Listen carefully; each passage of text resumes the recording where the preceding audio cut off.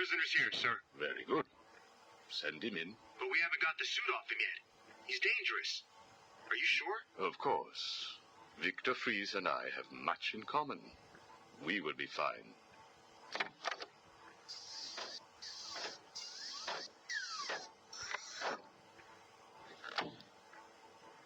Welcome to my facility. Please, take a seat. I prefer to stand. Why am I here? Oh, Victor, there will be plenty of time for that later. Right now, I wish to get to know you. Discover how you came to have such a frosty outlook on life. I have nothing to say to you. You may have taken my weapons, but my suit still has considerable offensive capabilities. I will freeze the marrow in your legs. Each bone will shatter and fracture while you remain completely aware of your impending paralysis, begging me to end you. I don't think that you will do that, Victor. Really? Why not? Simple. If you hurt me, your wife will die.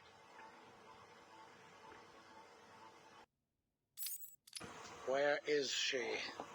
Where is my wife? Nora is in safe hands. Now, let's discuss an incident from your childhood. No. Then this is over. Guard. Wait. What do you wish to learn?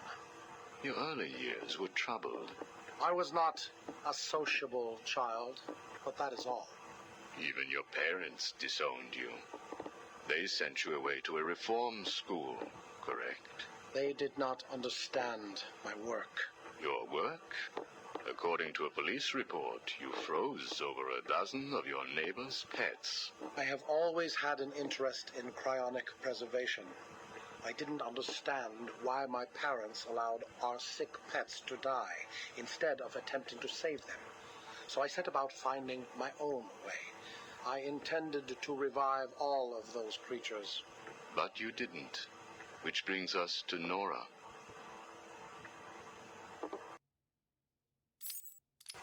Have you ever seen a flower die? Watched something that was once so beautiful, so full of life, collapse and rot from within? You refer to Nora's illness.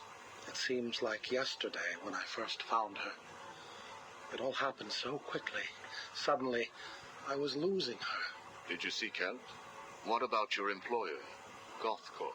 I hid it from them, diverting resources from GothCorp's research in an attempt to find the cure.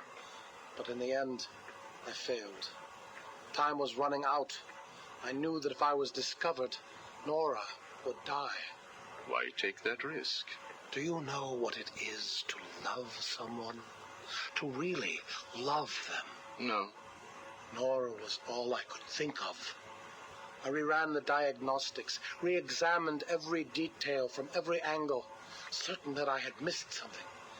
I cursed myself for being so blind, so stupid. Surely there was a cure. I just needed more time. Then I realized what I had to do. I had worked without sleep for a week. My needs didn't seem important. Sleep didn't matter. Food didn't matter. There was only her. I looked at Nora and I told her that I loved her. She told me there was nothing I could do, that we should just accept fate. She smiled her beautiful smile as she said it. I promised to cure her. And then I pressed the button. You cryogenically froze her, keeping her on ice, so to speak, while you worked on a cure. It broke your heart, but now you had all the time in the world. Did you feel relieved? I went home and fell into a deep sleep. For the first time since we discovered Nora's illness, I dared to dream. But for weeks I had ignored my superior's attempts to contact me. The next morning I overslept. By the time I got to the lab, Ferris Boyle, the CEO, was there waiting. What did he do? He accused me of industrial espionage, which I denied. But then his guards found Nora. Boyle told me that, like all of my research, she belonged to him. I was enraged. I attacked him. His guards beat me back, and in the struggle, I was drenched by the cryogenic chemical I had created. I lay on the floor, helpless, watching the guards steal Nora away. Boyle told me it was a tragedy for such a promising mind to perish in a lab accident. Then he left me to die. But you survived. The chemicals were absorbed into my body and transformed my metabolism. My body went numb. I felt a strange tingling, then searing pain all over. Each breath ignited my lungs. I clawed my way back to a refrigeration unit, and as I closed the door behind me, I felt the icy chill calm my aching body. Things suddenly seemed clear. What seemed clear? Finding a cure for Nora? No. Revenge. Boyle would pay.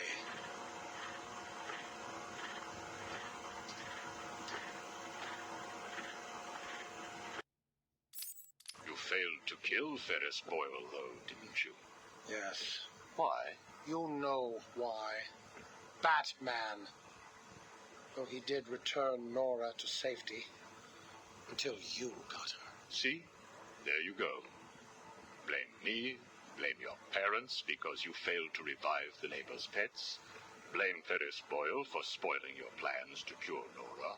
Blame Batman for stopping your revenge against Boyle. And now, your Nora is in danger. Because of you. No, Victor. Because of you. You have always had a heart of ice. You stole people's pets. You stole GothCorp resources. And since then, you've stolen so much more for your own selfish scientific inquiries. If you had shared your genius with others, devoted your energy to medicine instead of crime, perhaps your ice princess would be at home now, preparing you a hot meal instead of being delivered to the Joker. No. You could have saved Nora a long time ago, Victor. It's all for her. Everything. I will get her back.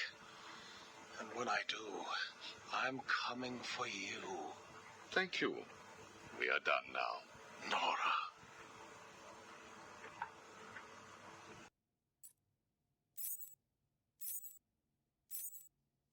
I'm only doing this as a courtesy, Strange. Don't think you've beaten me. I just thought we could both benefit from a little talk, Mr. Cobblepot. Don't try that psycho mumbo-jumbo with me, Strange. I'm not like the other crazies. Of course not. After all, considering the challenges you faced. Challenges? What freaking challenges? You're no better than me. No one is. I own this place. Well, to be clear, I allow you certain freedoms, but let's continue. Why do you feel the need to own anything? I believe it is a mechanism to compensate for some childhood inadequacy. You were friends with the Waynes, correct? I was. Till someone did the world a favor and blew the brains out of little Wayne's self-righteous parents. I was laughing for weeks. It still brings a smile to my face. And you think that's okay? Okay? No, I don't think it's okay. I think it's bloody hysterical. That family destroyed mine. What happened to them? Well, it couldn't have happened to nicer people. Take a seat, Mr. Cobblepot. What is it now, Strange? I wanted to talk about your apparent hatred of the Waynes. Your outburst last time was most interesting. Oh, it's simple, really. I don't like the sniveling little bastard. Look at him.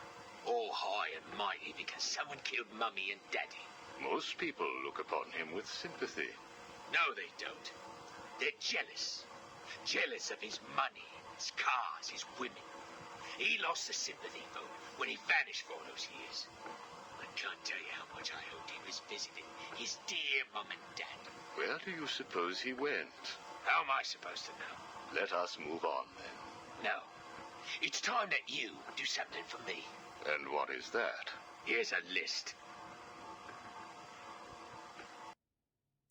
Told you, Strange. No more little questions until you give me what I want. Take a look, Mr. Cobblepot. Here is a purchase order for the various firearms you require. I must say, you chose an exotic selection. I only take the best. A wise strategy. So what's yours? Excuse me? What are you up to? Why would you give me of all people, guns, explosives, all this stuff? Arkham City is an experiment, Mr. Cobblepot. A new way of thinking. We've separated you from society, so I am more than willing to study the results if you all just decide to kill each other. Besides, your feud with the Joker is intriguing. I was here first. I bought my museum in the Iceberg Lounge fair and square. It was you and that mayor who stuck us all together. Again, you refer to owning things. Quite fascinating. I believe we gave you the opportunity to leave. And take over my turf. Never. Good evening, Mr. Cobblepot. I trust you received the second delivery. Yeah, I did. I don't know what you did to those dribbling monkeys, Strange, but they were perfect. I'm glad. It appears that we can both help each other. If you say so. I suppose it doesn't hurt that by the time I'm done with them, they're usually in too many pieces for anyone to know what you're really getting up to in those rooms of yours. I have no idea what you are talking about. Of course not. So, Hugo. The clown. She really dying? It appears so. Self-inflicted, of course, but yes, he is. He has Mr. Freeze working on a potential cure, but I am sure neither of us want him to get his hands on it, do we? We're ready. Good. Now, one last thing. Your face. It's beautiful, isn't it? The eye. I believe it was the result of a bar brawl, correct? Torag got lucky. He got his, though. He took my eye. I took both of his. Left him trying to walk across the Gotham freeway in rush hour. Hilarious. You're a rich man, Mr. Cobblepot. You could have had that glass removed. They said it was impossible. And what the hell? I think it gives me a more unique look. Know what I mean? Now, where is Freeze? He's right here, in the room next door. You can take him with you. Are you familiar with the term Napoleon complex? No. What is it? It's nothing. Oh, and one last thing. Here is a list of 10 prisoners I believe work for you. Yeah? So what? You want to saw their heads open and scoop out their brains too? No. I just thought you'd like to know that they are all in the employ of the GCPD. What? I believe you know what to do with them. I don't like being spied on, Mr. Cobblepot. Good night.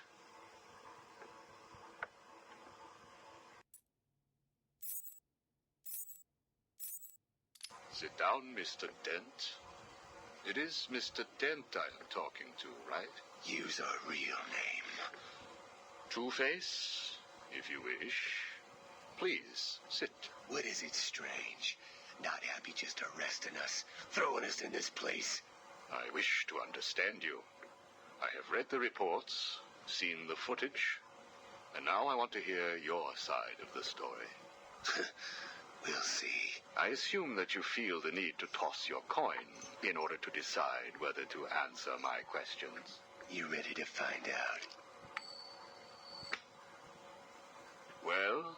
Came up bad. Sorry. Not a problem. Guard, take Mr. Dent's coin off of him. No! Good. Now let us see what fate has in store for you.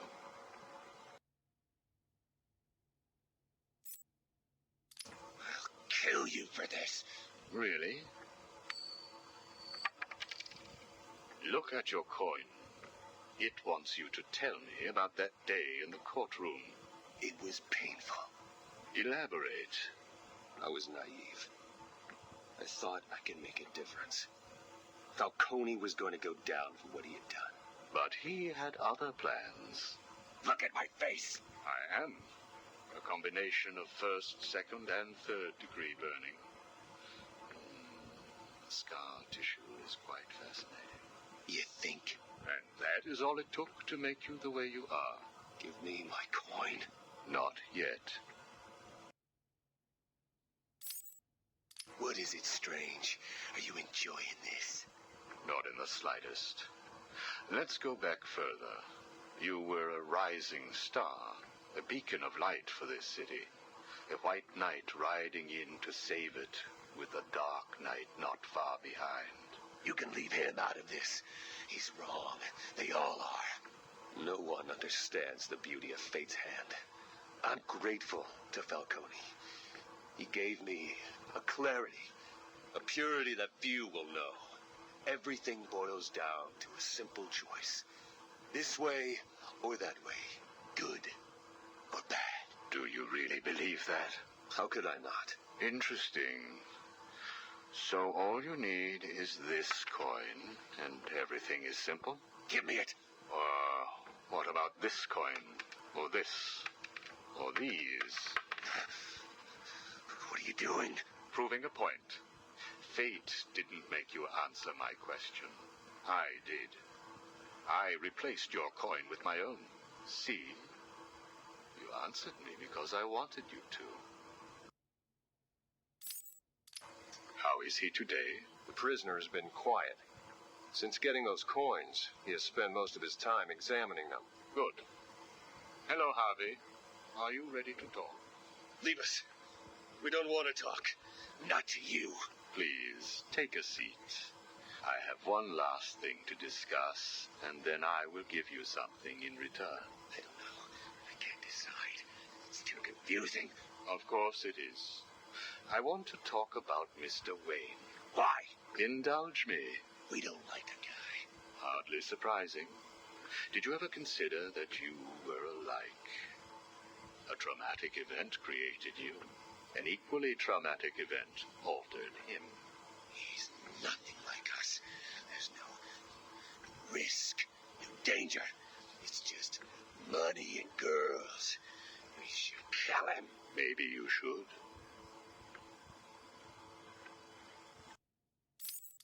Listen to me, Harvey.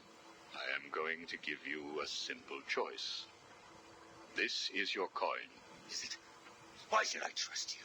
It was your father's, correct? You know every inch of it. When you close your eyes, you can feel it, can't you? Give me it, please. I want you to understand what I'm about to tell you. You believe that this coin determines the fate of your world. I, however, believe that your condition has always been present. It was there before you were attacked, and it is still there now. You probably had headaches. Your wife found you unpredictable, scary sometimes. Give us it. I'm going to throw the coin in the air. If you let it fall, I will do whatever I can to cure you. I will help you become the man you used to be. Or if you grab it, I will let you loose in Arkham City, and I will tell you what Catwoman is doing right this second. I can't decide. You have to. At this moment, Catwoman is preparing to steal the contents of the safe in your old campaign office. Bitch, we need to stop her. And you may. Goodbye, Mr. Dent.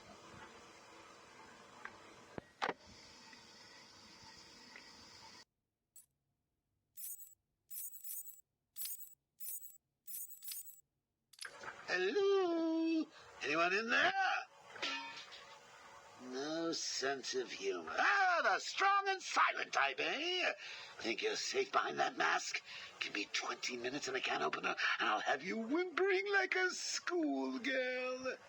You might like it. That's enough, patient. Guard, Mivas. Yes, sir. Good afternoon. My name is Professor Hugo Strange. And you are... Two-Face. Catwoman. Batman. We can play these games as long as you like. Great. I love games. Not in my facility, you won't. I am offering you this opportunity to make a deal. I am fully aware of your condition. The last thing you have is time. But I can make your final days more comfortable. And in return, I'd be giving you... I wish to study you. I need to know why you are the way you are. I don't have long, Doc. You're going to need more than some psycho mumbo-jumbo to get to the bottom of what's wrong with me. Oh, I have more than that. Much more. So, do we have a deal? How are you feeling today? You promised me another doctor, Strange. Maybe you shouldn't have killed the one I sent last week. What made you do it? Fish gotta swim, birds gotta fly. Besides, it was worth it to see the look on her face. Hey, you know what? I think I've got a piece of it here in my pocket. You are trying my patience. That was the third doctor you've killed. Well, keep on sending them, Doc. I'm trying to break my record. I think it is time for you to do something for me. Name it, Doc. Tell me how you came to be. Explain what made you what you are today. How you come to be sitting across the table from me. Dying. Is that all? Well, I guess you could say I once had a very bad day. Really? Go on. It was a Thursday night. Things had been getting worse. I was 3 days from the bank foreclosing on my home. The chemical plant I worked nights at was about to lay off half the workforce.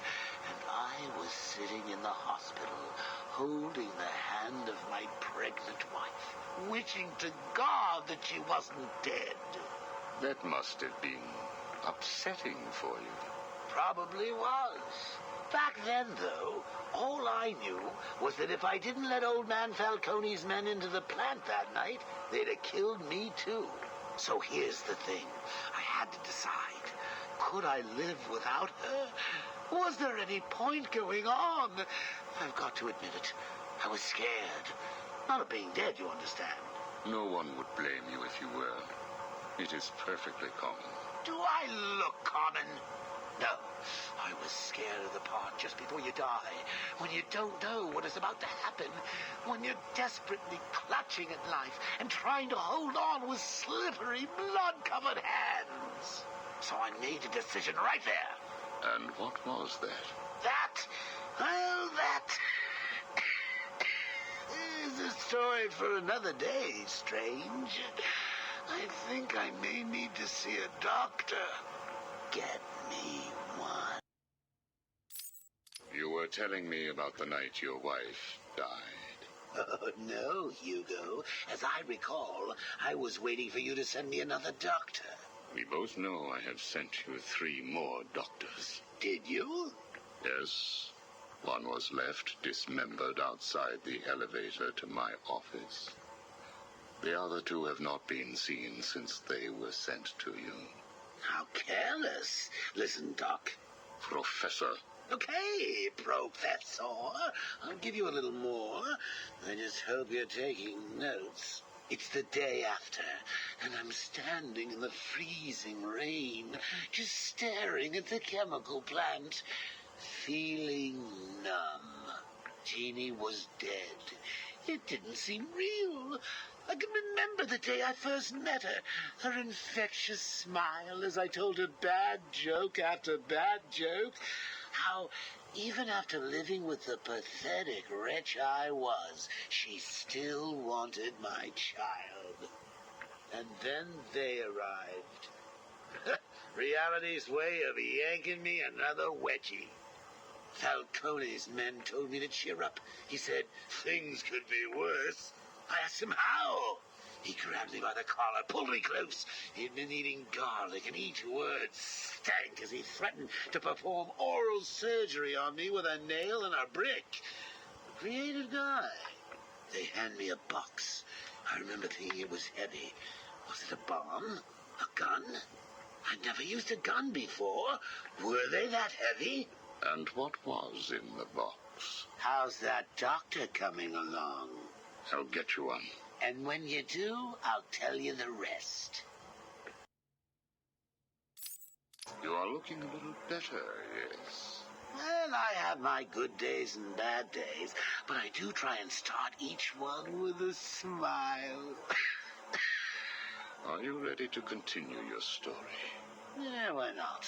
So where was I? The box. Ah, yes, the box. So there I was, tearing open this box, expecting the worst. And all it had in it was a crazy red dome and a cloak. I thought they were having a joke with me, but no. They made me put it on. They said it was a disguise. It would keep me safe. It smelled like garlic. And that was it, really.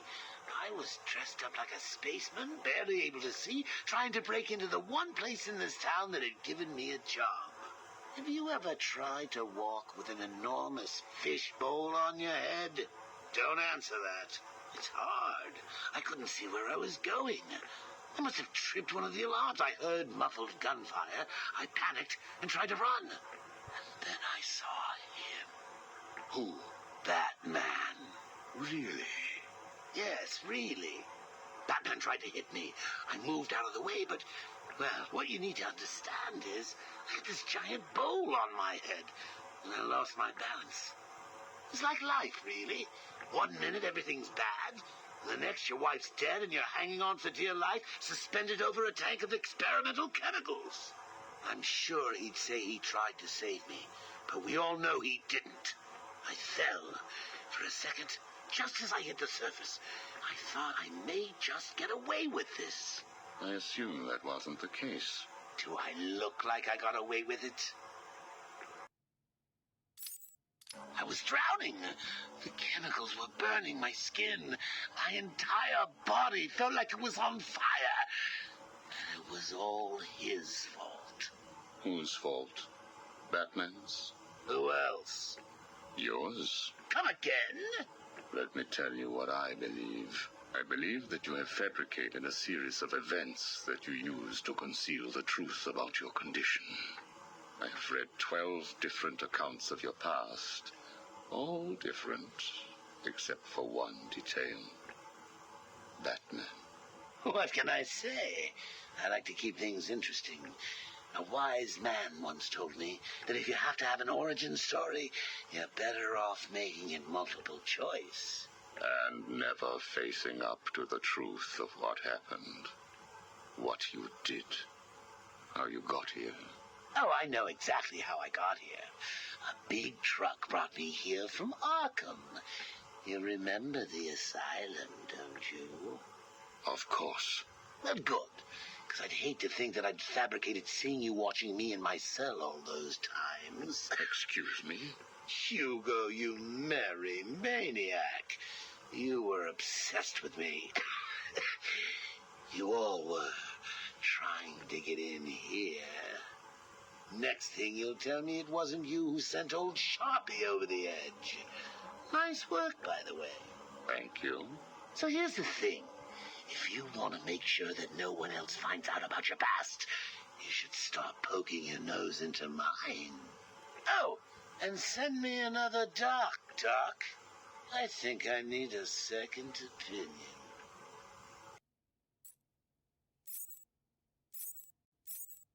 We found the prisoner attempting to break into your office, sir. I see. Leave us. Yes, sir. Well, as I live and breathe, Professor Hugo Strange. Your posters really don't do you justice. You really are far more evil-looking in real life. Charmed. Tell me, what do you plan to do, Miss Kyle? I assume that you were attempting to break into my office in order to retrieve your ill-gotten gains. You stole them from me. Hardly. The items were confiscated upon your arrest. Yeah, about that. This holiday camp of yours is quaint and all, Hugo, but I don't think I'll be staying too long. Escape is impossible. A girl loves a challenge. So do I.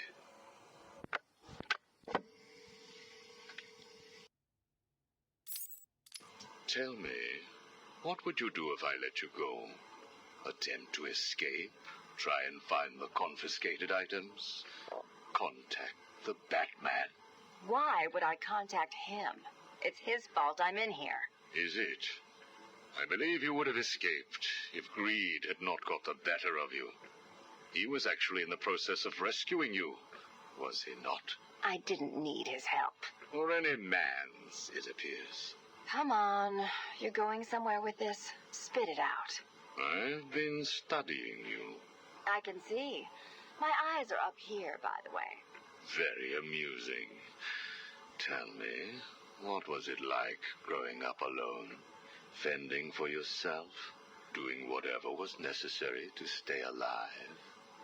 Please, I'm tearing up here. And Holly, what would you do if I sent my men after her? Touch her, and you're dead. Have you calmed down yet? Where is she? That depends on your next answer. If you could save one person tonight, who would it be? Holly? Or the Batman? He can look after himself. Good.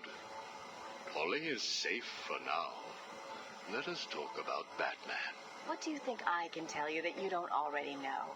You've been sending your goons after him for months. He said you were studying him. So you speak. Good. You never knew your father, correct? Enough, Strange. This is over. If you say so. Captain, do you have the girl in your sights? Yes, sir. Kill her. No! Are you prepared to talk? I thought so. Keep the girl targeted, Captain. You bastard. Shall we continue? Your father. Did you ever meet him? Never knew the son of a bitch. Unfortunate. He certainly seems to have made an impact on you. The distrust of men, for example. Your relationship with Batman, would you call it close? Me and the brooding one get along just fine. But you want more. But you can't trust men, can you? What? Look, he's spoken for. He must be. How else could he resist all this? You're both very similar, aren't you? A shared disregard for the law, a belief that you are doing the right thing, and a similar taste in attire. But beneath the surface, there is a weakness. Like hell.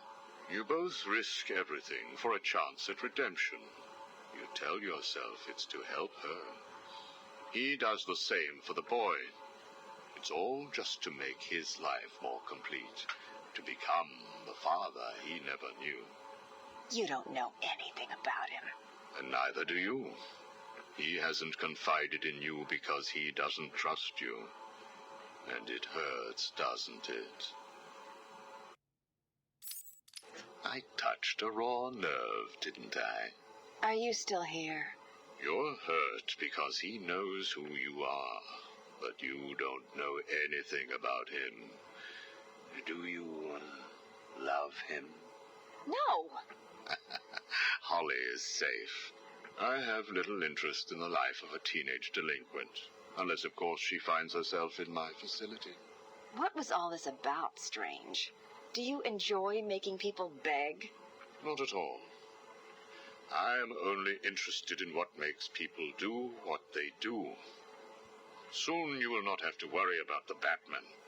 Steal what you like, do what you must, in a futile attempt to steal his heart. You will fail. You sound pretty sure of yourself. Plans are afoot, Miss Kyle. Soon you may wish to re-evaluate your admiration for him. I will be the one standing over his body, and the world will know that Hugo Strange is better than him. Yeah, whatever. Two-Face has placed what you are looking for in his safe in his old campaign office. He is someone else who cannot let go of his past. I hope that the contents of that safe make you happy.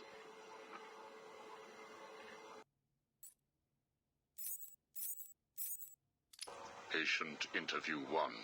Subject's name, Jervis Tetch, a.k.a. the Mad Hatter. Brought to ARKHAM Asylum by the Batman 6 months ago. Patient exhibits signs of obsessive compulsion and paranoid schizophrenia. Sit down, Mr. Tetch. But there's no time to sit. I need Alice. Where is my Alice? Please. No time to sit, not time to chat. I'm searching for Alice and I've lost my head. Guard, restrain Mr. Tetch. Get off me. Get off me. I'm late. I'm running out of time, Alice. Where are you? Alice isn't here yet. Just relax, Jervis. She will be here soon. I promise. But Now, would you like some tea, patient?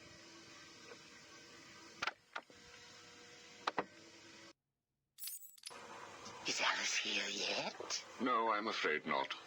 Let us talk while we wait. You and I have much in common, Jervis. Really? Do you know Alice too? Unfortunately not. You and I both share an interest in the mind, do we not? I studied your papers, Jervis. You are quite brilliant. Truly an extraordinary mind. Oh, it doesn't matter. It's all just chemicals and synapses and rabbits and... Oh, where is Alice? You need to focus. Think about your work for a minute. You theorize that there is no such thing as free will, that you can change a man's allegiances, his motives, emotions, all of what we believe makes a man, with chemicals. Your formula was really quite brilliant. That's why I used it. Well, how did you get it? Did Alice give it to you? Wicked girl. Nasty little thing. Is she here yet? Soon, Jervis, soon. She... Oh, you told me that Alice would be here. She is, Jervis. She's right here. Alice? Alice, come out. Don't pout. Don't make me shout. Alice, come out. Where are you? Take a look at the pictures, Jervis. Oh, who are these people? Look again. Oh, I don't know who they are. Oh, please, is Alice here or not? Look at the first picture. Look at the dress she is wearing. Look at the hair. It's Alice, isn't it? No. It can't be Alice. Alice has nice yellow hair and isn't covered in blood. I think you know exactly who this is, Mr. Tetch. I think you remember the night you lured Stephanie Williams back to your research lab. How you offered her tea. What happened then? No. You killed her, didn't you? No. She went first. It's okay, Jervis. It's all right to remember. How many Alices were there? I can't remember. Oh, Alice isn't coming, is she? That all depends on how you cooperate. I have a little side project that I'm working on. I could use your help. My help? I can't help. I'll be late. Stay focused, Jervis. This facility is old, tired, full of ghosts. Ghosts? A figure of speech. Do not worry. ARKHAM Asylum will not exist forever. Its techniques are old, its mission outdated. I intend to create a new ARKHAM, an ARKHAM that will rise phoenix-like from the ashes of this one. Is there a fire? We should get out of here. I have arranged for some documents to be left in your cell. They outline a technique I propose to control the mind of, shall we just say, weaker souls. I cannot do it without rabbits. I need rabbits for my research, and tea, and... And Alice, I know. I have arranged for a number of test subjects to be at your disposal. They have been here at ARKHAM for so many years that no one will miss them. Shall we meet again next week? Oh, and I took the liberty of having your hats returned. I assume that will provide all the encouragement you require. Well done, well done. I must say you have outperformed even my wildest expectations. Yes, did you see the people at my tea party? They all behaved themselves. Yes, they did, Jervis. I'm very pleased. I have just one last request to make of you. You must keep it a secret. Can you keep a secret, Jervis? With enough hats, I can stop people remembering secrets. Does that count? It will have to. I need you to pay a visit to Warden Sharp. He needs to come around to my way of thinking. To join our tea party? Exactly. I don't want to. Of course you do. How else will you get to play with Alice? What? I have a new assistant for you, Jervis. I had her brought in specially. Look at her. She's just through there. Oh, it's Alice. She's here. No, what are you doing? I need to see her. And you can, as soon as you do what I asked. Can I keep her? Of course. She'll be all yours. She's Alice. How does it feel, Wayne, to stand on the very stones that ran with your parents' blood? Do you feel sad, full of rage? Or does that outfit help bury your feelings, hiding your true self? Oh, you are a truly extraordinary specimen. I look forward to breaking you.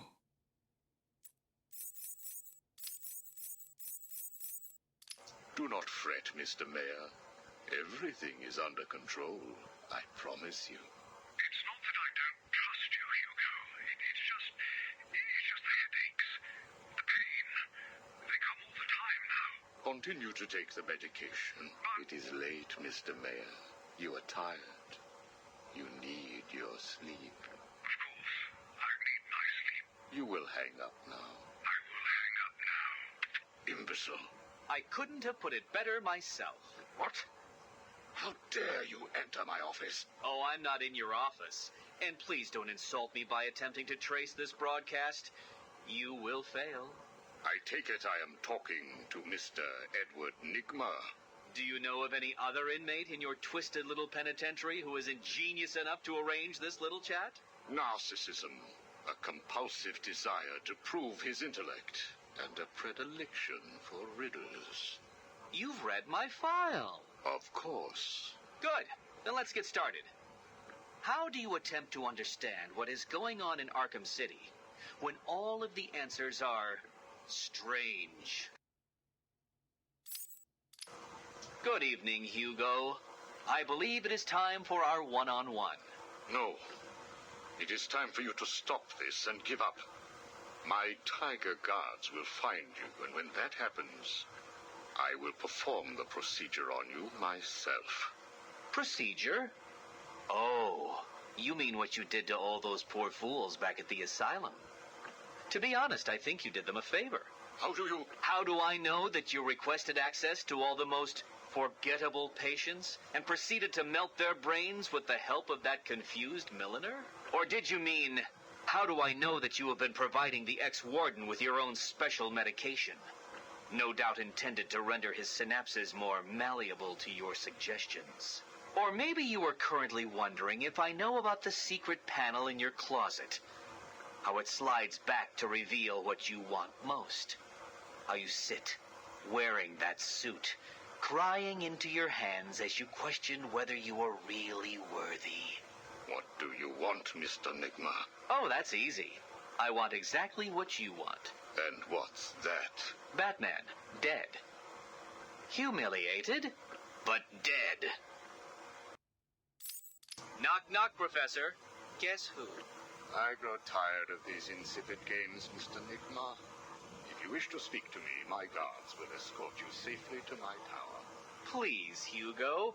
If you're going to set a trap, at least pretend to try harder than that. No traps, Edward. I simply wish to grant you safe passage through Arkham City. I think the time has come for us to meet as equals. You, Strange? My equal? I am the man whose cunning will soon have Batman lying at my feet, bloodied and broken. Really? Then I will pull off his mask and look into his dull, dying eyes. In that last instant, he will know that I have finally beaten him. And I will finally know who he really is. My apologies, Edward. I see now we are nowhere near equals. Finally. You see, like me, you are obsessed with the Batman. But unlike me, you don't know who he really is, do you? What? I know you are lying, Strange. There is no way that you could have figured it out. It's some kind of trick. It must be. Oh, I use no tricks, no childish puzzles.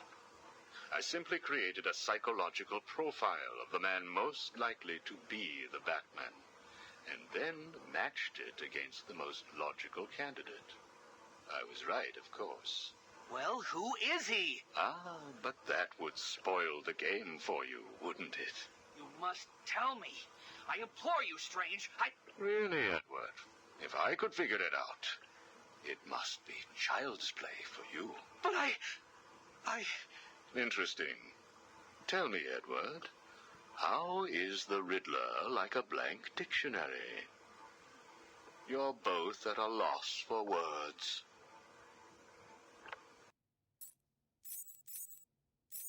This is Vicky Vale, coming to you live from the mayor's office in downtown Gotham.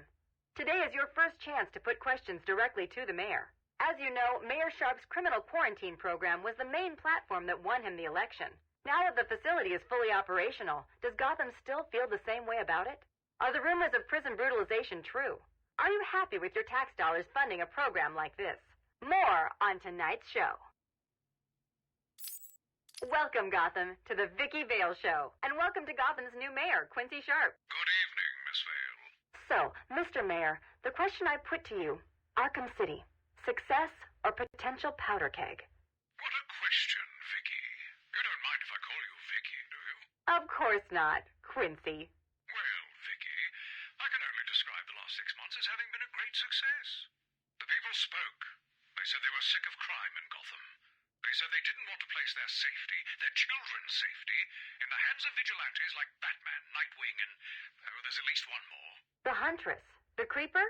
Whoever. Listen, Vicky. The people wanted a sane solution, and I've provided one. My administration has taken steps to guarantee the personal safety of each and every member of Gotham, from the rich to the poor, by separating the disgusting criminal element that eats away at our fine city like a cancer from the good people who want only to live their lives in peace. I have struck a blow that will change this great city forever. And what do you say to those who campaign against the plan? To those who call it inhumane? I believe the campaign against the Zone has its fair share of celebrity members. Take Bruce Wayne, for example. Mr. Wayne will soon come over to our side. I have great faith. In fact, I have a meeting scheduled with his people for tomorrow. We must never forget that it was filthy degenerates like the prisoners of Arkham City who were responsible for murdering Mr. Wayne's family. Even so, Bruce Wayne doesn't seem to be a huge fan of your plans. Time will tell, Vicky. Now, if you will excuse me. Of course. Thank you, Mr. Mayor. That was what Quincy Sharp, mayor of Gotham City, had to say last week. I wonder how he feels now that Bruce Wayne has been sent into Arkham City. Did I ever tell you about my first kill, Batman? No? As I am sure you are aware, my parents were dead and I was rich. So rich I could have anything I wanted, but of course, all I wanted was them back. I now know that that was impossible, of course, that their death served a higher purpose. But back then, I had yet to experience the joy of cold steel cutting through warm flesh. I had no idea how I could save these people from the relentless misery of their existence. You should have stayed that way. Really? Then I'll stop now. Find another telephone, Batman. Goodbye. You made it. I think I will continue my story. I feel the need to talk, to confess maybe. I was rich and alone, but not for long, of course. I took to gambling, or maybe it took to me. If only I had been good at it. I may not be where I am today.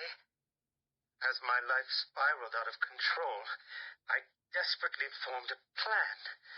A plan to win back my parents' money and be happy again. It didn't work, of course. Plans like that never do. But as I stood outside the Iceberg Lounge on that hot summer night, I remember feeling something. Hope, maybe. The Iceberg Lounge was crawling with the disgusting flesh of humanity.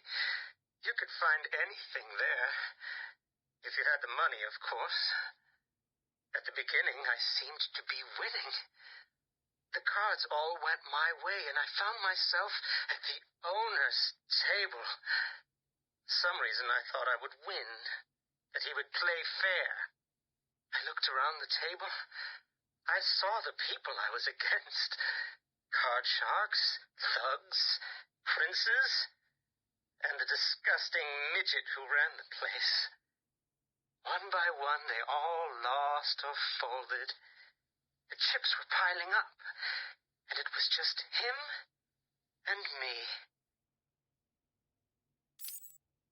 They called him the Penguin, even back then. He had both eyes, of course. That little accident hadn't happened yet. And both of them were looking at me when I put down my cards. 6 of clubs. 6 of diamonds. He looked scared. He leaned forward, and I could smell the cigar stench on his breath. The 6 of spades, and finally, the 6 of hearts. I felt good. And then he started laughing. He belched out smoke, and he put his cards down on the table. Card by card, my heart sank. A 3, a 4, a 5, a 6, a damn 7! Straight flush ended me there. I was lost and thrown out into the city to die, penniless. Can you imagine what it was like, Batman? I was numb. I'd lost everything, and I was alone, crying like a baby staggering through the streets of this city, until I found the answer that I had been looking for. I stood there on the Sprang Bridge, looking out at the sea. I felt the warm breeze on my skin, and it felt right. I looked down and imagined myself falling into the blissful arms of my mother. And then he appeared. He held out the knife and demanded my money. My money! Can you believe it? I looked into his cold, desperate eyes, and I saw something familiar. Something inevitable. I saw oblivion. I saw that we are all the same, stuck on a miserable loop that demands salvation. So I gave it to him. Can you imagine the vagrant surprise when I grabbed his knife from his hands? It was instinctive. It was beautiful. In one movement, I sliced out his throat and gave him the gift of salvation. It happened so fast, but I felt every joyous sensation. The blood sprayed over my face, and I saw what little life was left in his eyes leave. But then it was over. I felt lost. like it had been meaningless, that no one would acknowledge my sacrifice. And then it happened. Without realizing what I was doing, I plunged the knife into my forearm and cut deep. It was incredible. I felt my body elevate to a higher place. It had become a temple to my work.